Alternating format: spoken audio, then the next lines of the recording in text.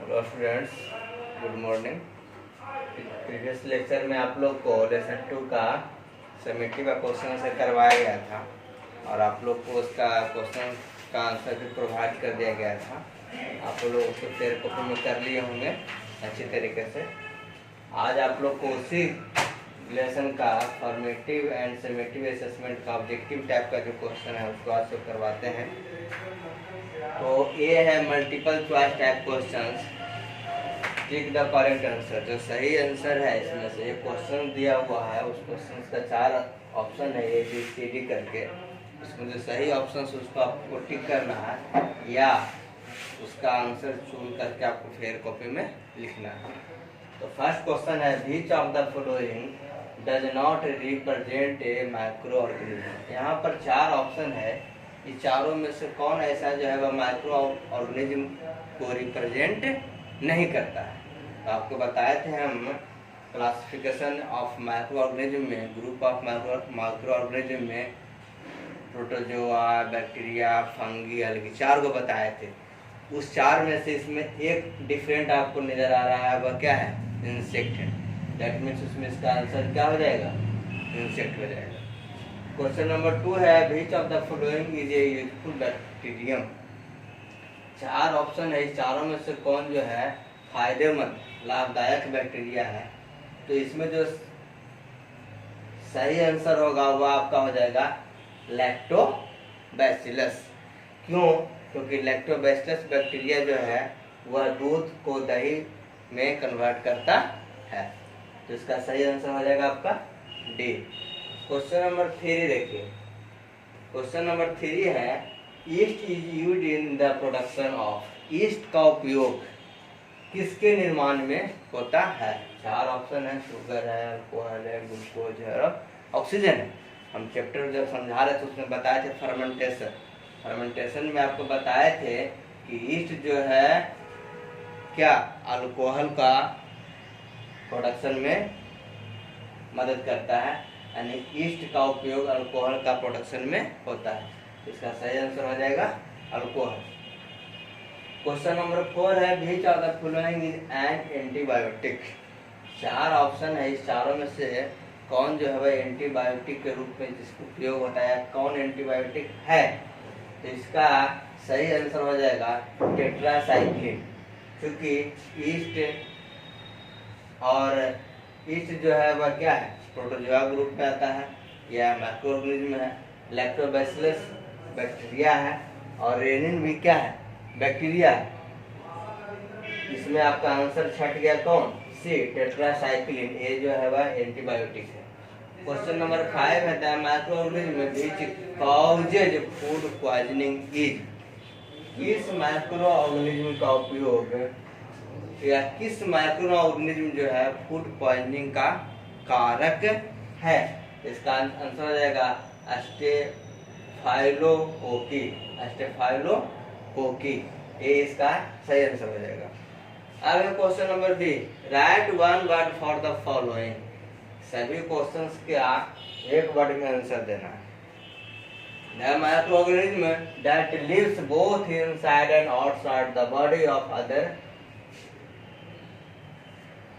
Organism. उस micro organism को क्या कहते हैं जो दूसरे माइक्रोऑर्गेनिज्म के शरीर के अंदर भी और शरीर के बाहर दोनों साइड में क्या करता है? रहता है। तो इसको हम लोग कहते हैं पैरासाइट। क्वेश्चन नंबर 2 है small dose of weakened disease causing microbes. Vaccine हो जाएगा।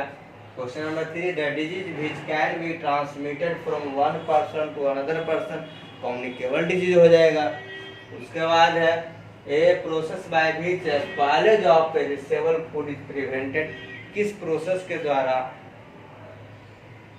फूड को सड़ने से, गलने से, बेकार होने से बचाते हैं, तो उसको हम लोग कहते हैं फूड प्रिजर्वेशन।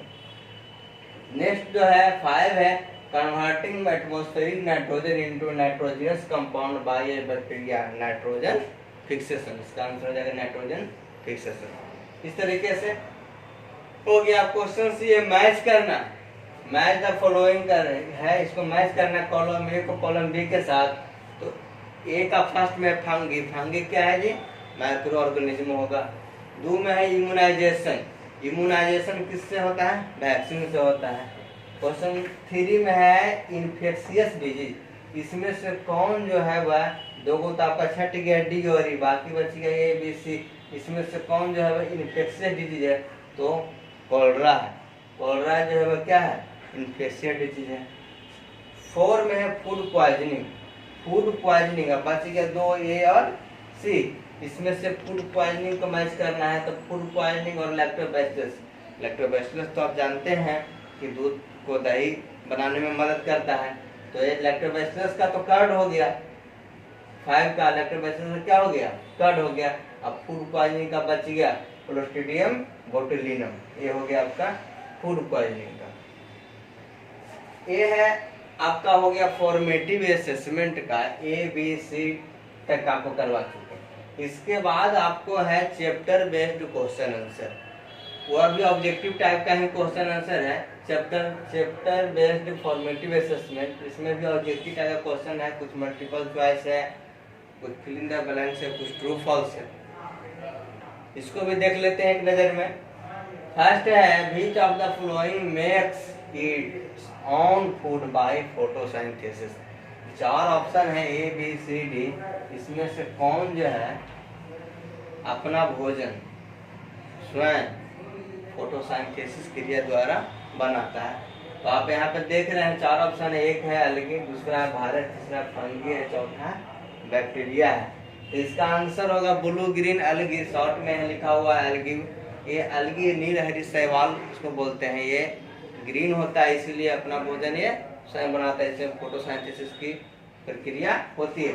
इसका ये हो गया। क्वेश्चन नंबर 2 है the process of conversion of sugar into alcohol is called. इसलिए फॉर्मेटिव जब हम करवा रहे तो उसमें भी ये क्वेश्चन था, फर्मेंटेशन का प्रोसेस वाला बताया था उसमें क्वेश्चन हम। तो वही है the process of conversion of sugar into alcohol is called fermentation. Fermentation का डेफिनेशन है ये हो गया। तो इसका भी ये हो जाएगा। अब fill in the blanks type questions. First में है the bacteria that do not require oxygen for their growth are called. आप देखिए इसमें 2 तरह का होता है। एक होता है एरोबिक बैक्टीरिया, दूसरा होता है एनारोबिक बैक्टीरिया। एरोबिक बैक्टीरिया को ग्रोथ के लिए ऑक्सीजन चाहिए होता है और एनारोबिक बैक्टीरिया को ग्रोथ के लिए ऑक्सीजन की आवश्यकता नहीं होती है। तो है क्वेश्चन समझिए फिर से, the bacteria that do not require, जिससे ऑक्सीजन की आवश्यकता नहीं है, किसके लिए? ग्रोथ के लिए। उस बैक्टीरिया को क्या कहते हैं? तो एनारोबिक बैक्टीरिया हो जाएगा। उसी प्रकार से 2 है the disease rust in wheat crop is caused by. Wheat में जो रस्ट डिजीज होता है वह किससे कारण होता है? तो इसका हो जाएगा फंगी के कारण होगा। High concentration of sugar retards the bacterial growth and prevents food spoilage. The bacterium which can directly convert atmospheric nitrogen into nitrate is। कौन सा बैक्टीरिया जो है एटमॉस्फेरिक नाइट्रोजन को नाइट्रेट में कन्वर्ट करता है? तो क्या हो जाएगा? राइजोबियम। 5 में most commonly used chemical food preservative is. सामान्यतः most commonly use chemical food, सामान्यतः समान मात्रा में, अधिकांश में किस केमिकल का उपयोग फूड प्रिजर्वेटिव के रूप में होता है? तो इसका हो जाएगा सोडियम बेंजोएट। इस तरीके से है। सी में ट्रू फॉल्स टाइप क्वेश्चन है। इसमें से कौन ट्रू है कौन फॉल्स है? पहला देख लीजिए। पहला है lactobacillus is a harmful bacteria. देखिए लैक्टोबैसिलस के बारे में हम बताए थे कि लैक्टोबैसिलस एक बैक्टीरिया है जो दूध से दही को बनाने में मदद करता है। तो ये क्या है? हमारे लिए यूजफुल है। लैक्टोबैसिलस बैक्टीरिया के कारण ही दूध से दही बनता है। हार्मफुल नहीं है, वह क्या है? यूजफुल है। लेकिन यहाँ पर दिया हुआ हार्मफुल, दैट मींस ये जो स्टेटमेंट है वह गलत है, फॉल्स हो जाएगा। क्वेश्चन नंबर 2 है symbiotic bacteria live in the root nodules of the leguminous plant। Symbiotic bacteria जो है लेग्यूमिनस प्लांट के रूट नोड्यूल में रहते हैं, जिसको हम लोग क्या कहते हैं? राइजोबियम। ये क्या हो जाएगा? ट्रू हो जाएगा। क्वेश्चन नंबर 3 है ringworm is a fungal infection. Ringworm skin disease है ना, स्किन डिजीज है जिसको हम लोग दाद दिनाई भी कहते हैं। ये क्या है? फंगल इन्फेक्शन है। Ringworm is a fungal infection है, ये भी ट्रू हो जाएगा। Question number 4 smut is a disease of cotton crop. Cotton कपास के फसलों में जो डिजीज होता है वह क्या? स्मूथ है। ये जो डिजीज स्मूथ जो डिजीज है वह कॉटन क्रॉप में होता है, ये फॉल्स हो जाएगा। क्वेश्चन नंबर 5 है मेथी। मेथी है, गिंगर है, ETC are generally preserved by sun drying dehydration method. देखिए इसको हम लोग लंबे समय के उपयोग के लिए, जब मार्केट में अवेलेबल नहीं होता है तो उसको भविष्य में उपयोग के लिए हम क्या करते हैं? सुखा करके रखते हैं। तो ये मेथी हो गया, है ना। तो ये सभी जो है generally preserved by sun dried dehydration method. उसको क्या कहते हैं? सूर्य की धूप में जब उसको सुखाया जाता है तो उसकी पानी जो होती है उसमें नमी की मात्रा जो होती है वो क्या हो जाती है? लॉस्ट हो जाती है, खत्म हो जाती है। और फिर उसको हम कहीं अच्छी जगह पर रख देते हैं, फिर बाद में उसका हम उपयोग करते हैं। तो ये आपका क्या है? ट्रू है। अब देखिए यहाँ पर पजल है। Solve the following crossword puzzle with the help of clue given. यहाँ पर जो क्लू दिया हुआ है उस क्लू को समझते हुए आपको इस पजल को भरना है। 1 2 3 4 को एक क्रॉस भरना है और 5 6 7 8 को डाउनवर्ड भरना है। ये ध्यान देना है इसमें। पहला heating and cooling treatment given to milk. Pasteurisation आप लोग को पढ़ाए थे। पेस्चराइजेशन में पढ़ाए थे कि दूध को सबसे पहले क्या कहता है? 60 डिग्री टेम्परेचर पे 60 डिग्री टेम्परेचर तक उसको गर्म किया जाता है, बॉयल किया जाता है। उसके बाद उसको क्विकली कूल करके फिर क्या बोतल या पाउच में पैक किया जाता है। तो वही हुआ heating and cooling treatment given to milk. तो गिवन टू मिल्क ये जो ट्रीटमेंट होगा मिल्क को जो दिया जाता है वह क्या कहलाता है? तो देखिएगा ये आपका है जो एक क्रॉस भरना है। एक क्रॉस यहाँ 1 नंबर है, 1 नंबर यहाँ 1 नंबर, तो इसमें पेस्चराइजेशन भरा जाएगा। क्वेश्चन नंबर 2 है ए vegetable which can B preserved bye dehydration. एक सब्जी जिसको डिहाइड्रेशन विधि द्वारा प्रिजर्व कर सकते हैं, सुरक्षित कर सकते हैं, संरक्षित कर सकते हैं, करते हैं, तो वह क्या हुआ? उस वेजिटेबल को क्या कहते हैं? 2 में देखिए, 2 में कुछ क्लू दिया रहेगा। कुछ 2 कहाँ? 2 देखिए, यहाँ देखिए, है ना। इस से शुरू होता है तो इसका हो जाएगा स्पंज, SPINCH, स्पिंच हो जाएगा। उसके बाद कुछ 3 देखिए, produced by the body to fight the disease causing microbes. Produced by the body to fight the disease causing microbes. Disease causing microbes शरीर के द्वारा produced by the body to fight the disease causing microbes. शरीर के द्वारा उत्पन्न disease causing microbes, जो शरीर के द्वारा जिसको हम कहते हैं एंटीबॉडी कहे, एंटीबायोटिक कहे, जो रोगों से लड़ने में क्या करता है?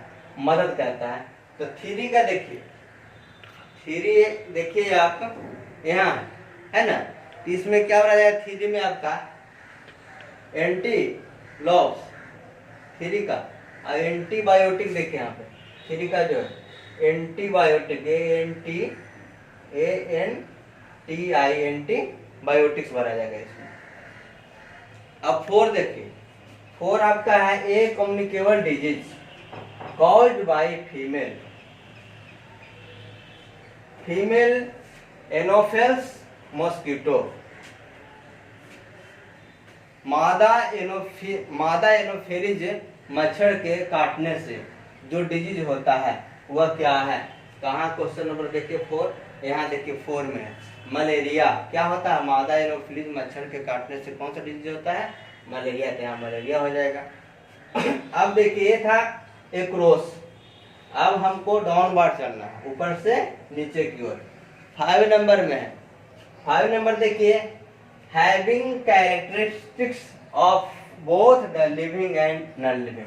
किसमें दोनों गुण पाया जाता है, लिविंग का भी गुण पाया जाता है और नॉन लिविंग का भी। यदि वो लिविंग के संपर्क में आ जाएगा तो लिविंग के साथ व्यवहार करने लगेगा, नॉन लिविंग के संपर्क में आ जाएगा तो नॉन लिविंग के साथ व्यवहार करेगा। तो 5 देखिए आप, 5 यहाँ पर देखिए वायरस, क्या हो जाएगा इसमें, वायरस हो जाएगा। 6 कॉजेज फर्मेंटेशन, सॉरी यहाँ देखिए 5 है, 5 को क्या करना आपको डाउनवर्ड करना है, नीचे की ओर आना है, तो नीचे की ओर आ जाएगा वायरस। 6 में देखिए कॉजेज फर्मेंटेशन, फर्मेंटेशन वाला आपको बताए थे, शुगर वाला बताए थे ना, ईस्ट वाला जो बताए थे आपको, तो उसमें क्या कहता है, ईस्ट जो है शुगर से अल्कोहल को बनाने में, जो शुगर से अल्कोहल बनाने की जो प्रोसेस होता है, जिस विधि से बनता है उस विधि को फर्मेंटेशन कहते हैं। तो उसमें क्या मदद करता है, ईस्ट मदद करता है। तो कॉजिंग फर्मेंटेशन, यहाँ 6 में देखिए, 6 यहाँ पर देखिए क्या हो जाएगा, ईस्ट हो जाएगा, डाउनवर्ड नीचे कर आना है। 7 में देखिए ए disease of heat caused by fungi, fungi से हीट में कौन सा डिजीज होता है। इसके पहले में हम देखे थे, कॉटन प्लांट में देखे थे, जो ट्रू फॉल्स में देखे थे, स्मूथ दिया होता है, SMUT, स्मूथ कॉटन प्लांट का डिजीज नहीं है। स्मूथ जो है किसका डिजीज है, हीट का डिजीज है, जो किसके द्वारा होता है, फंगी के द्वारा होता है। तो 7 देखिए आप, स्मूथ, 7 में स्मूथ हो जाएगा, यहाँ पर देखिए है ना, डाउनवर्ड आ जाएगा, स्मूथ हो जाएगा। 8 में देखिए ए disease of animals and human caused by bacteria, इसमें तो बहुत सारा डिजीज होता है बैक्टीरिया के द्वारा, लेकिन जो हमको यहाँ पर जो दिया रहेगा उसके अनुसार चलना। फर्स्ट लेटर जो दिया रहेगा, ए disease of animals and humans caused by bacteria. 8 में देखिए है ना, 8 यहाँ देखिए, बैक्टीरिया के द्वारा जंतुओं और मनुष्यों में कौन सी डिजीज होती है। ऐसे जो इसमें जो ए ऑप्शन दिए, ए जो दिया हुआ इसके अनुसार एंथ्रेक्स होगा। एंथ्रेक्स अधिकांशतः जो है जंतुओं में होने वाला डिजीज है, एनिमल्स का डिजीज है। लेकिन जैसे ही यदि कोई भी ह्यूमंस उस एनिमल्स के संपर्क में आता है तो वह डिजीज उसको भी हो जाता है। तो इसका हो जाएगा आपका एंथ्रेक्स।